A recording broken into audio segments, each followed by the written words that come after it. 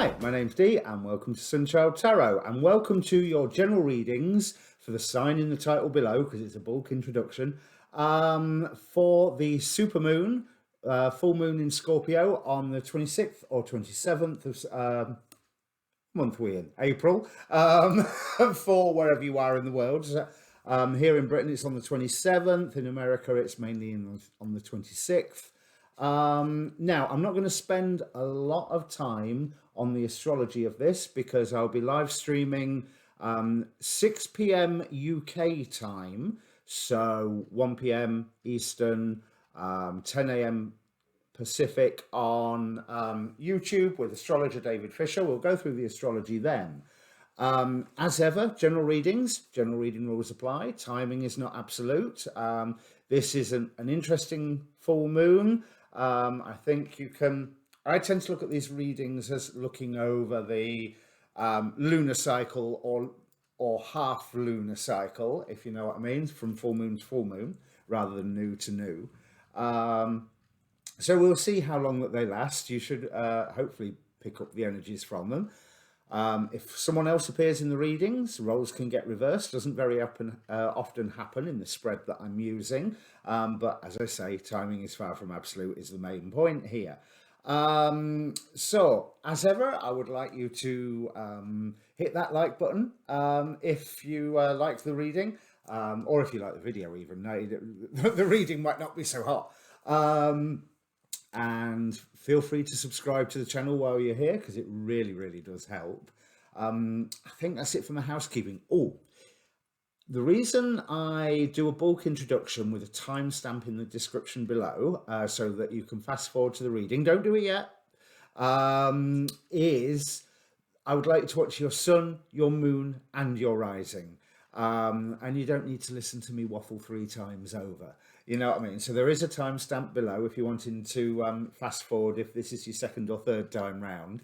And there is a link to the Facebook page for this channel, where I post these videos, obviously, because I do not trust YouTube notifications. But I also post the weather report style astrology YouTube videos that I watch, so you can learn along with me, and I try to make it a bit of a one-stop shop. So anyway, I think that's everything. Oh yeah, if you don't know your moon or your rising sign, there's a link down there for there's 2 links: free birth charts, AstroSeek or Cafe Astrology. I'm now tending more towards using the AstroSeek, just because I know what I'm doing a little bit more, and there's so much you can get the chart to be presented the way you want it to be. So this full moon, it's an interesting one. It's ruled by the angel Jeliel. 7 degrees Scorpio is ruled by the angel Jeliel, who represents recapturing the spark and love and wisdom. Now, that recapturing the spark could mean the passion for a project, a field of research, or a person, you know. So there is that whole romantic element to it. There is a lot of, if you look into the positions of the planets and the degrees that they're holding and the degree symbols and what have you, there is a lot of sexual energy in this full moon, which figures with us just coming off the back of that Venus-Uranus conjunction, although again, that's about more than just relationships and sex lives. But what I've also found is interesting is the relationship to other new moons. Being in Scorpio, it represents transformation. Now, the moon, if my notes are correct, is in its fall in Scorpio anyway. But it's also, being in Scorpio, traditionally ruled by Mars. And Mars is just gone into Cancer. So the moon and Mars are in mutual reception. They're amping each other up. So I think there's any transformations that are begun more under or that are ongoing, I think it would be an even better way to put it, will have that little bit extra oomph. Now, Scorpio under modern rulership is ruled by Pluto. As we know, Pluto's still in Capricorn. But 7 degrees Scorpio is the site of the Pluto of harmonic convergence, which, if you know your hippie woo-woo, then that was a big event in the late, oh, I didn't write the date down, 87, 88, where there was this opening of all new energies coming onto the planet. So I think it's quite significant where this full moon is potentially giving us a chance to actually use those energies now. We've had plenty enough time since the 80s, late 80s, to assimilate to them. It's about time we use them. And also, the other thing I noticed is that it's on Aleister Crowley's Jupiter. Now, there was something else that was like really hocus pocusy with this full moon. I didn't write it down. I've forgotten what it was. But I would imagine this full moon would be great for full moon rituals. However, watch every single astrology forecast video I've posted on that YouTube page first. Do your research.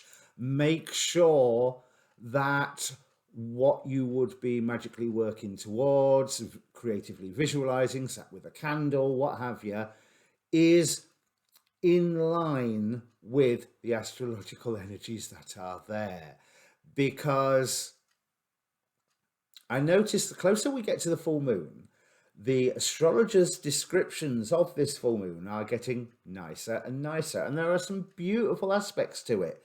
But there are also some quite traumatic aspects as well. So be careful what you ask for, because you might just get it. I think it's the, sometimes the genie is best left in the bottle. That's something that I think you really need to pay some attention to. Myself, I'm not planning any hocus pocus for the full moon this time. I'm just going to sit and let, I suppose the phrase would be trust the process. Allow the transformation energies to unfurl. Because for me, I was alive during harmonic convergence. So for me, this is really, really important. And it being on Aleister Crowley's Jupiter makes me think that magic at this time has a high chance of getting bigger. But it's Crowley, it's double-edged. Do you know what I mean? So you be very, very careful what you ask for. Now, I've also been reading a lot about Franz Barden and the entities he calls the degree heads, who are entities that inhabit each individual degree of the zodiac and can be evoked just like any spiritual entity or magical entity can be evoked, if you know about your evocation. Now, this one is, let me pronounce it correctly, Amelie. Now, Amelie, here's the description, protects man against all infectious diseases and causes him to look after himself so that he is at any time able to resist infection. If karmic reasons make it necessary, or if it lies in one's fate, this head, i.e. the entity Amelie, will not prevent an infection. Amelie teaches the magician many means of protection against the most diverse types of infectious diseases from the magical point of view. Since there exists also the possibility of mental or astral influences, Amelie also instructs the magician in this respect. He teaches him how to protect himself after having been made acquainted with special magical practices against negative astral influences and against influences of negative beings. So if you are going to try any hocus pocus with this full moon, talking to Amelie may not be a bad idea, given the situation of the world at the moment. Negative astral influences? Well, let's use the by now tiresome term of fake news. We've already seen what damage fake news can do. And infectious diseases. I wonder what's going on in the world that could relate to that. But apparently I can't say such things on YouTube. So I won't mention even the V word, never mind, the C word. Not that it makes the slightest bit of difference to me anyway, because is I am not yet monetized. But, you know, I'd like people to see the readings that follow this. Now, that is pretty much all that I'm wanting to talk about with the new moon, full moon. Apart from new moon, yes. Now, Scorpio transformation. And there was an aspect between the recent, the last new moon, the Aries new moon, and Pluto, which was instigating transformation energies. You know what I was saying about the transformation with the harmonic convergence Pluto? There's that sense of revealing, unveiling, that deeper secrets, deeper truths, deeper realities, stripping things away. Scorpio is also the sign of death and transformation. It is the death card in the tarot. So, as I say, the death card in the tarot is not scary because if you get a job, it's the death of poverty. If you get a relationship, it's a death of loneliness. You know, so death is not necessarily bad, but you're watching a tarot reading anyway. So, apart from I'm not using tarot this, well, I am a bit. So you know this already. But there was transformation that was triggered by that Aries new moon. Not even triggered as in the seed was sown, but triggered as in, right, here is the energy to start it. Here, we seem to be clearing all the crap out that we found that's in the way of this transformation. It's like deciding to redecorate your kitchen and then you open a cupboard and find that you hadn't emptied it after all, and you need to empty this cupboard before you can do the next bit of work. So this full moon promises to be really, really useful and dramatic. Like I say, we're just coming off that Venus-Uranus conjunction, so I think that may be adding a little bit of spice into our lives one way or another. So, with no further ado, I don't think I've got anything more to add, and I'm trying to cut down these intros since we're doing the live streams. Yeah, the live stream may be shorter. I've said that already, haven't I? So, like, share, subscribe, and I'll bring up your cards. Right then, Pisces, Sun, Moon, Rising, North Node, Venus, whatever area chart you're wanting to look at. If you are familiar with my Gods at Play readings, then you know that this top row represents the masks being worn by the Archons as they try to suppress you, repress you, keep you vibrating in fear and misery and general bleh. Whereas this bottom row represents the gods that are trying to lift you up, to reconnect you with your destiny, the divine, God, however you want to, higher self, however you want to look at it. So, what I'm really picking up on to start off with, and I have a confession to make in a moment, but the first thing I want to say before it escapes my mind is, if you have a passion, if you have a certain path that you feel inspired, you wanting to go on, that you've already felt inspired, I would imagine, then stick with it. Do not be distracted by the thought of, well, if you're doing that, you're not paying attention to this person or these people over here and they need you now, and you can put aside your... On another reading, in this full moon lot, I was telling somebody that yes, they would have to make a sacrifice. This one is telling me that no, you must not sacrifice your path, your plan, your whatever your big idea that you're chasing at the moment is. We have as an archon Prometheus with altruism. But remember, everything on this top row is a trap. It's a lie. So you are being called to give to theoretically give shelter to somebody, to assist somebody at your own cost, that you are trying to purify. With its papalotl, you are being led to try and purify a situation, however confrontational that may be. Now, its papalotl as a star demon would consume people during solar eclipses as a way of purifying them. She was also the patron of women and children who died in childbirth and a patron of the day. So she's not just some scary solar eclipse demon. She has a lot of positive duties. And to pass through her world, which is the perfect world where mankind was created, not this one, one becomes purified. So it's almost like you are being told, abandon what your dreams were, because you have to walk this path of purity. It protects you and it protects others around you. There's a whole new career here for you, a whole new way of being here for you. Especially, now what I am getting from this Aries card, especially with next to its papalotl,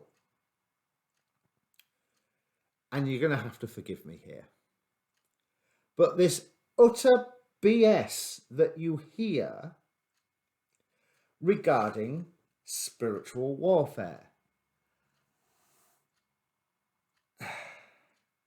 If you want to see encounters in the world as spiritual warfare, then yeah, and that's what you're going to get. But we are all here to learn and to grow and to experience. Everybody, no matter what part they're playing in some form of spiritual war. You know, I see spiritual warfare older that I get. Yeah, because I'm so old. But the older that I get, I see where the phrase spiritual warfare is bandied about. It's no different than the culture wars, or it's a way for people to, I can't even remember, not hoist their petard, it's a way for people to hang on to a cause that helps them feel special, rather than just simply feeling special because they are them. I'm all for feeling special. I'm very special. You know, and I rather hope that if you're watching this, you're very special as well. But not because we're active in some form of spiritual war. The only war I might be in is with certain aspects of myself. And oh God, yes, I can be very political and you know, get involved in causes where afterwards I sometimes think, well, just hold your horses a minute. You know, where's your you get carried away with causes, and this is what I feel with these two. It's that same energy of getting carried away with a cause. I mean, certainly, it's like talking about Biden with a Trump supporter, or Trump with a Biden supporter, or talking about Brexit with me, you know, because I'm not saying I'm immune to this at all. I'm far from immune. You know, so but it just seems like, come join the parade. You know, be interesting if the 6 of Wands turns up in here. Yeah, come join the parade. Come and be special with us. No, go and be special on your own. It's the best way to be special. The only person you need to please is yourself. And even then, that's questionable, you know, because are you being pleased for the right reasons? And you get to have the fun of picking apart all those reasons about why you're pleased with yourself or not. You can be pleased with yourself and humble at the same time. You can also be pleased with yourself and right up your own backside at the same time. You know, and we all know the latter type. But the gods row here is beautiful. We have Lu with skill, Poseidon with as an earth shaker, Freya with irresistibility, Ceridwen as inspiration, and Perseus with gifts. Now, Perseus card turned up in the same position for one of the other readings. And I was seeing it there as gifts that friends would be bringing to you. Whether it's going to be the gift of some space to get you, yeah, because it was a reading where there was a big argument going on in the background. So one of the gifts that friends could give you is some space and say, you've got all that going on? Come and spend an afternoon in my garden, just chill out. That sort of, gift. Here, no, this is your gift that you are giving to the world. Whereas there is something that, what I'm seeing is, if you haven't already got your calling, which I find that hard to believe, because I think you will probably find you have got your calling. Okay, tarot is starting to come out now. That someone is going to be suggesting to you that you give up that calling and you come and do whatever they're doing because it's for the good of everybody. It's because it's for the good of the world, the people. Think of the children. And I'm sorry, but I mean, children love me, but I'm not as good a fan.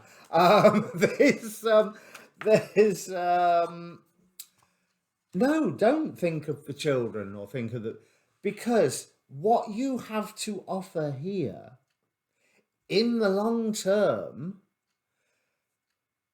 stands to give so much more to the world than what you are being asked to partake in right now, especially if there is that flavor of spiritual warfare. Even if, now I'm going to downcry some causes that are really close to my heart, environmental stuff or political stuff. Yeah, they're really important. Yeah, you can find that camaraderie and community with them, with people using them. But that's not what you are being called to look at here. You are being called to look at something so much more personal. One event, Poseidon as an earth shaker, is going to come along, and if you do not know what your cause is, what is lighting that fire, then it's going to be made really, really, really, really obvious to you in a way that Freya is irresistible. Remember, she's the goddess of the field. This is a long-term plan that you are setting into motion here. So whatever this highly charged emotional event, it's a highly charged emotional event between you and you. It's like a moment of revelation, or you receive a vision, or you suddenly have this understanding, hang on a minute, this is what I'm doing, this is what I want to do. Now, you may already know what it is that you're wanting to do, in which case there is a huge event that turns around and says, well, it's about time you got on with it then. And you will find that sort of rededication to whatever it is. The story of Lou, he lost his... I'm thinking of Nuada. Lou was... I'm thinking of Nuada. Oops. Lou is someone who strived for his own perfection. There is that same story of perfection with Lou as there is with Nuada. There's a lot more adventure with Lou. So there is a call here to take a chance. Take a chance, show your gifts. The inspiration is there and has probably been there for quite some time.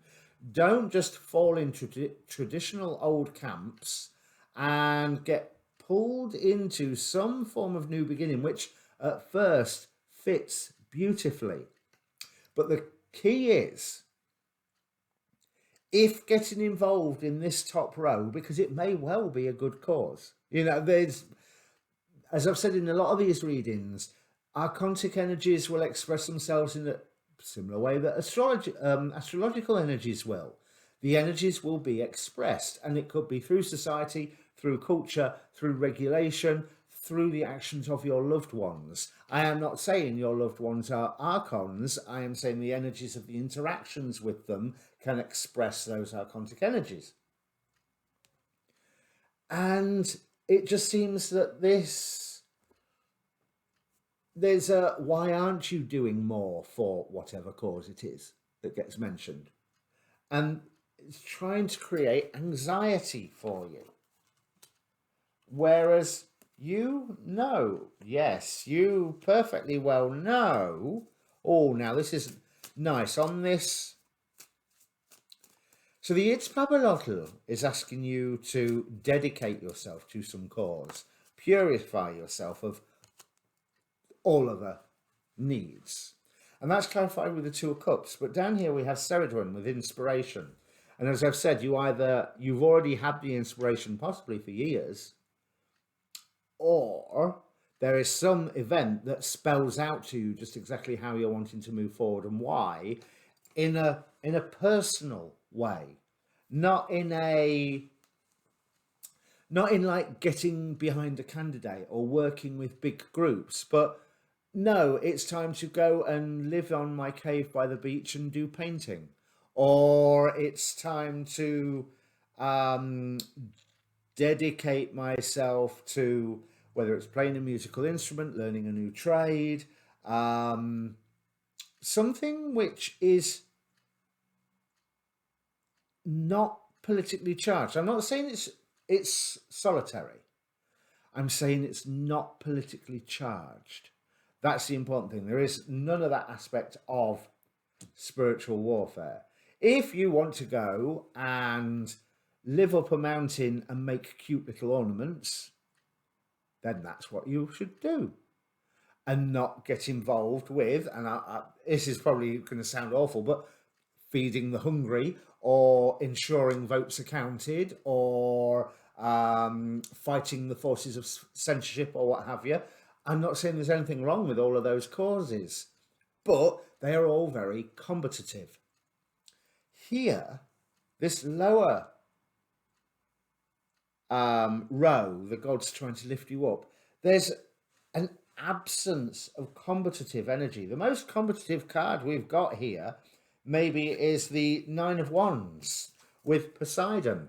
But the way I'm interpreting that with Poseidon is that this big event spells out just how close you are to achieving your dreams. So follow it, go with it, follow that dream. The other thing that makes me think that what you're doing is expressive in some way, but not politically charged. So which makes me think towards art, or towards a product, or towards a certain type of service, maybe a healing service, or it could even be a cleaning business. Do you know what I mean? But is Arieratel with propagation of light.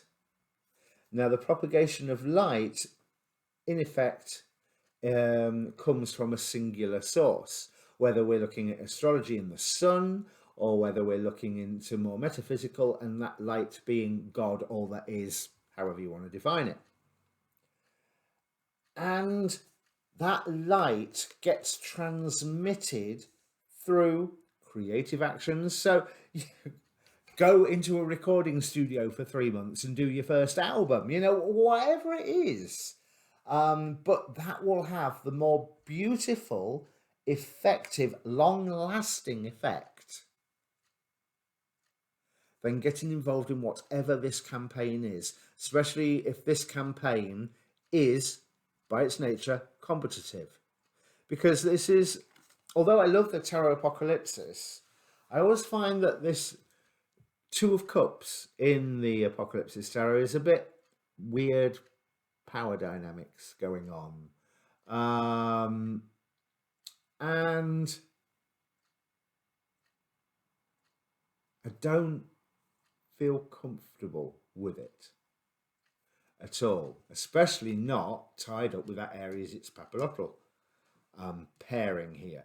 So although you are being offered a new beginning by getting involved in this campaign, argument, discussion, whatever, no, go and do your own thing, because even if that's with other people, it's take out that element of spiritual warfare, political warfare, whatever. That's pretty much it, Pisces, which is a fair amount there, but it is telling you to believe in yourself and believe in your own plans, believe in your own dream that you may already be pursuing, and you're going to have a reminder why you are pursuing it, because the whys sometimes it can be hard to keep the why I'm doing this in your mind and in your heart sometimes. So if this means anything to you, comment down below. Please press the like button if you like the video, and feel free to subscribe to the channel. It is for free, and thank you for everyone who has done so already. I still don't know what I'm going to call this reading right now. Follow the dreams, follow your dreams, not the crowd. Yeah, that'll do. Now, I'll be live streaming 6 p.m. UK time on Saturday with astrologer David Fisher. Now, I might have mentioned it in the intro to this video, and I told Capricorn that you and Aquarius won't even get in your readings. Plans for this afternoon have changed, so fortunately it's freed me up to be able to film this, but I'll have a little astrological story to tell you about on Saturday as to why you're getting your reading this month when you very nearly didn't. But yeah, feel free to join us. 6 p.m. Britain, so 1 p.m. Eastern time, 10 a.m. Pacific, and adjust to your own time zone if you are anywhere else, because they're the only time zones I know off the top of my head. But yeah, follow your dreams, not the crowd. See you later, Pisces.